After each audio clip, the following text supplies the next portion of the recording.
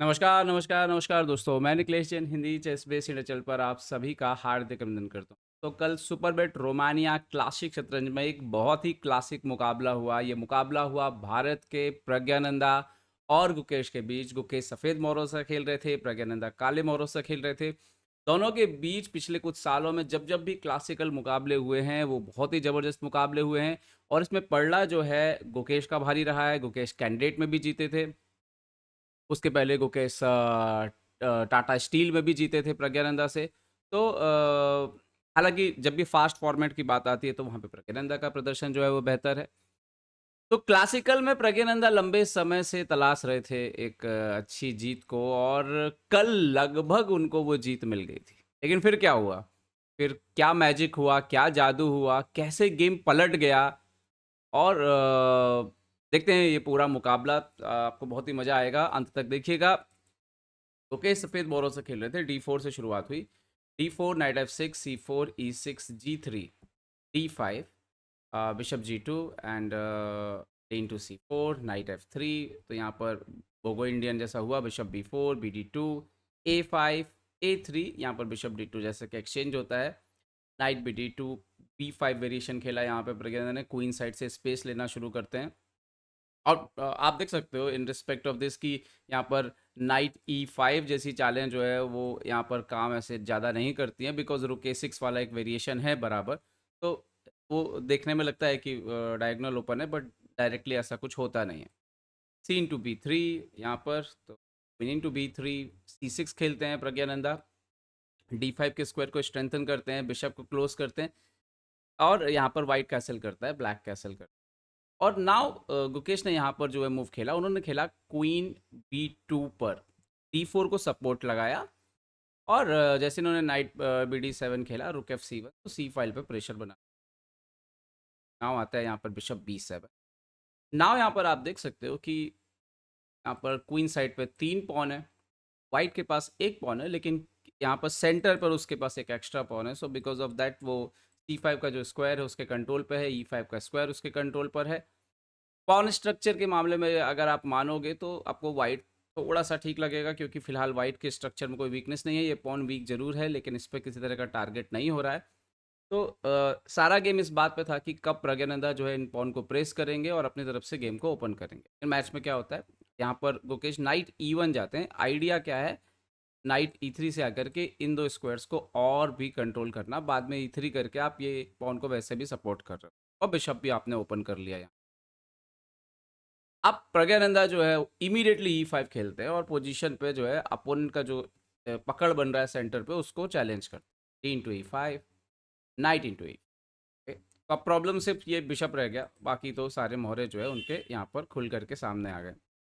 यहाँ पर ये जो चाल प्रज्ञानंदा ने ढूंढी थी, E5, D5, night E5, the idea ये था कि जैसे ही ये फाइल ओपन हो रही है तो आपका भी नाइट यहाँ पे हैंगिंग है। गुकेश ने इसको एक्सेप्ट कर लिया। क्वीन E5, क्वीन इंटू रुक D1, तो क्वीन वापस जाता है, क्वीन जाता है H6 की तरफ चला जाता है और डेफिनेटली वो अब फ्यूचर पे किंग साइड कुछ यहाँ पर अटैक के चांसेस जो है वो क्रिएट करना यहाँ पर शुरू।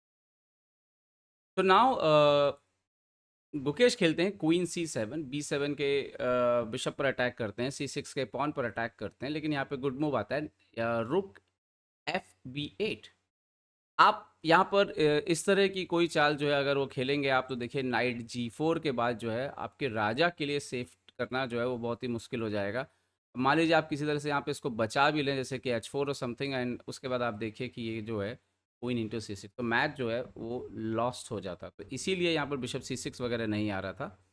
तो now night D3, night D5 आता है, क्वीन पर अटैक, क्वीन E5 वापस, और इसके लगातार 2-3 टेम्पो जाते हैं। क्वीन B2 फोर्स मूव, आपको E2 बचाना है और प्रज्ञानंदा जो है गेम में वापसी कर लेते हैं। क्वीन D6, रुक F7 वापसी कर लेते हैं, इन द सेंस कि जो भी सटीक चालें थी वो चल के उन्होंने पोजीशन का बैलेंस बनाए रखा। Queen E7। Now finally Gukesh का नाइट C5 आता है, वो बिशप को C8 पे हटाते हैं प्रज्ञानंदा, एंड देन E3, और बैलेंस था पोजीशन।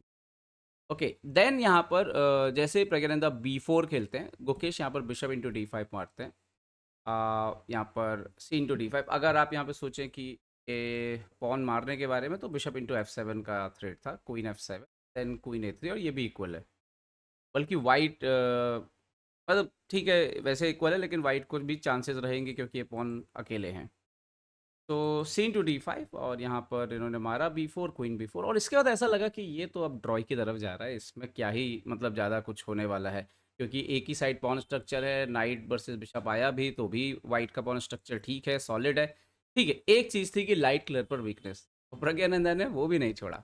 ओके, क्वीन D4, यहाँ पर रुक E8 से सपोर्ट लगाते हैं, आइसोलेटेड पॉन थी। इन्होंने खेला night D3, H6, idea night F4, bishop आता है यहाँ पर G4, रुक आता है D2 and now bishop F3 जाके बैठ।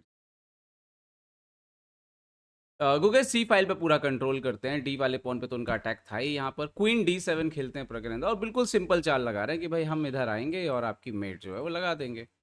तो गुकेश को आना पड़ता है night D3, queen H3, night E1, G2 को प्रोटेक्ट करते हुए बिशप हटता है यहाँ पर E4, रुक D2, क्वीन H5, सो क्वीन C5, रुक D7, तो यहाँ पर रुक D1 कर देते हैं और ये प्रज्ञानंदा जाके ए फाइल को लेना शुरू कर। अब प्रेशर बनने लगा था गुकेश के ऊपर, क्योंकि डार्क कलर पे जिस तरह से पकड़ बना ली थी लाइट कलर पर प्रज्ञानंदा ने, उससे थोड़ा सा टेंशन हो रहा था। तो यहाँ पर गुकेश क्या करते हैं, गुकेश डिसाइड करते हैं कि कौन सेक्रीफाइस कर देते हैं और इसको एक आसान एंड गेम में ले जाते हैं। वो F3 खेलते हैं। ओके, रुक A5 आता है, सो क्वीन आता है यहाँ पर D4 एंड नाउ रुक आने का पर्पस था बेसिकली कि उस पॉन को आप क्वीन से ना मार पाएँ फिर, और night F3, queen F3 and now queen F4, और ये प्रज्ञानंदा, ये गुकेश की तैयारी थी कि अगर आप यहाँ पर एक्सचेंज करते हो, दिस इज ड्रॉ ओनली, यहाँ पे कुछ नहीं होने वाला है। इवन G F4 भी मारा जा सकता है, E F4 भी मारा जा सकता है, ये थियोरेटिकल ड्रॉ है, फाइट करना पड़ेगा। पर क्वीन H5 जाते हैं यहाँ पर प्रज्ञानंदा एंड गुकेश खेलते हैं E4, और यहाँ पर उनके पास चाल तैयार थी, एक रुक होता है एक्सचेंज और queen E4 with the check मरता है, G6 आता है, रुक बैक टू D2। अब ये जो पोजीशन है इस पे पॉन डाउन है गुकेश, प्रज्ञानंदा पॉन अप है, राजा पे प्रेशर है यहाँ पर, और बस इसको डिफेंड करना है। अगर यहाँ पर एक्चुअली इन रियलिटी एक बार अगर रुक F1 और क्वीन F2 पहुँच जाए तो बहुत मुश्किल है इस पोजीशन पे कुछ भी हासिल कर पाना यहाँ पर प्रज्ञानंदा के लिए। मैच पे इस समय तक आते आते दोनों के पास 2 मिनट और 4 मिनट बचे थे, और आपको पता है कि प्रज्ञानंदा जाने जाते हैं आखिरी तक दबाव डाल के अगर उनके पास थोड़ा भी एडवांटेज है, और उन्होंने कई बार साबित किया, कार्लसन से गलती कराई है उन्होंने, करवाना से गलती कराई है, और आज उन्होंने गुकेश से भी गलती करा दी थी। हुआ क्या मैच पे, क्वीन H3, क्वीन E1, वो प्रेशर डालते रहे यहाँ से घुमा के, और ये वो पोजीशन आती है एक यहाँ पे क्वीन D2, क्वीन यहाँ पर आता है B7 पे। अच्छा, खेलना क्या था यहाँ पे, चुपचाप किंग G1 खेलना है ताकि क्वीन की एंट्री ना हो, और आपका ये रुक जो है मैनेज रहे पीछे आने के लिए अगर ये चेक आती है तो, दैट्स इट, और यही है और कुछ भी नहीं है स्पेशल। गुकेश ने क्वीन F3 खेला, बहुत बड़ा ब्लंडर था, इस समय तक गुकेश के पास वो 1 मिनट से कम बचा था। ये ब्लंडर क्यों था, क्योंकि आफ्टर क्वीन F3 रुक F3 रुक F5 आ गया, और यहाँ पर आपने अगर एक्सचेंज नहीं किया तो वैसे भी स्ट्रक्चर वो एक्सचेंज करके सिंपली लॉस्ट हो जाएगा। ओनली मूव था रुक F5, और ये एक्चुअली में बिल्कुल विनिंग पोजीशन है प्रज्ञानंदा के लिए। प्रज्ञानंदा के पास भी 1 मिनट से कम बचा था, तो पहली तो आपको क्या सीख ले सकते हो आप इस पोजीशन से, कि आप देखिए कि कितना भी आपको एक्सपीरियंस हो, आप कितने भी बड़े प्लेयर हो, टाइम प्रेशर में इस तरह की गलती हो जाना ये स्वाभाविक है, कोई जानबूझ के नहीं करता है, ये होती ही है, हो जाता है कई बार। थोड़ा सा भी आपका फोकस इधर से उधर हिला, थोड़ा सा भी प्रेशर बढ़ा, गलती है, गलती हो जाना जो है वो स्वाभाविक है। तो हो गई गलती, अब प्रज्ञानंदा जीतने की कगार पे आ गए। अब लेकिन यहाँ पे एक रूल है इस तरह की पोजीशन को कन्वर्ट करने का। तो रूल क्या है वो हम उसके बारे में भी आपको बताऊंगा। तो यहाँ पे भी प्रज्ञानंदा किंग F2 होते हैं, किंग G6 होते हैं, किंग इधर आता है, किंग G5 आता है, और यहाँ पर जब मुकेश खेलते हैं H3, ये बहुत ही इंपॉर्टेंट मूव थी। H4 पे जो है वो लॉस्ट है, मैं आपको बताऊंगा कि क्या होता है यहाँ पे। किंग F6 चले गए, और ये जो था किंग F6 के बाद ये ड्रॉ हो गया। तो करना क्या चाहिए था वहाँ पे खेलना है H5, किंग को ऊपर आने नहीं देना है, और एक्चुअली में किंग H5 आएगा। अब आप किंग G6 जाइए, नाउ किंग E3, अभी क्योंकि अपोनेंट अगर यहाँ पे किंग को लेकर के ऊपर आता है तो नाउ किंग F6, किंग पीछे जाएगा, नाउ किंग E5 आएगा, एंड नाउ जैसे इधर आएगा तो यहाँ पर एक एक्चुअली में एक चाल है, और वो चाल है कि आप F4 पॉन को सैक्रिफाइस करिए। ये किंग इधर आएगा and then king F5 and then king F3 and then F6 and finally जो है किंग G3 हटेगा एंड किंग E4 आएगा और वो पॉन लॉस हो जाएगा। तो ये एक तरीका था जिससे जो है ये मैच जो है वो एक्चुअली में जीत रहे थे प्रज्ञा। बट प्रज्ञानंदा से जो गलती हुई उन्होंने किंग F6 गए, तो अभी यहाँ पे क्या हुआ कि अपोजिशन में चाल उनकी आई। अब यहाँ पे अगर मान लीजिए वो H5 भी कर देते हैं, तो यहाँ पे H4 आएगा और अगर अगर आप हटते हो किंग E6 पे तो किंग G5 आ रहा है।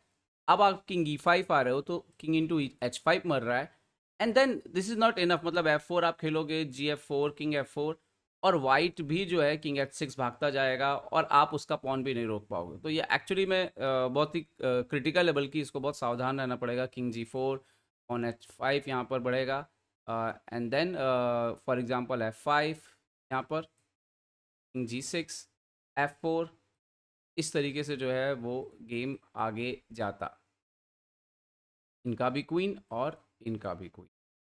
सो गलती हुई और प्रज्ञानंदा जो है वो डायरेक्ट किंग F6 चले गए। और ये एक चाल का ही अंतर होता है, एक टेम्पी का अंतर होता है जिसको बोलते हैं किंग पॉन एंड गेम में।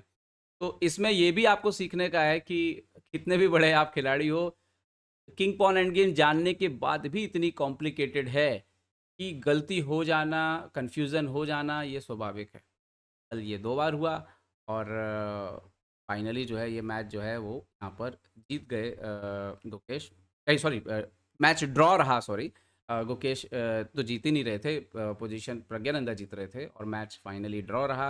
आखिरी में ये पोजीशन आया यहाँ पर। अच्छा, इस तरह की पोजीशन में भी एक ऑप्शन होता है, ये भी मैं आपको बता देता हूँ आज।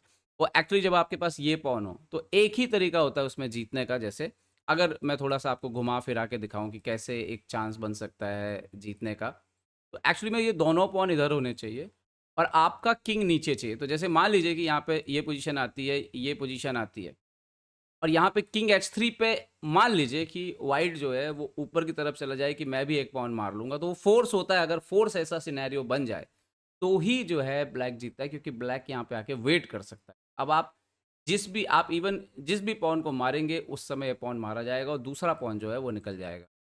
ये भी एक टेक्निक है, बट ये भी अप्लाई नहीं हो रही थी अनफॉर्चुनेटली प्रज्ञानंदा के लिए। बट गुकेश के लिए अच्छा दिन था कि उन्होंने मैच बचाया।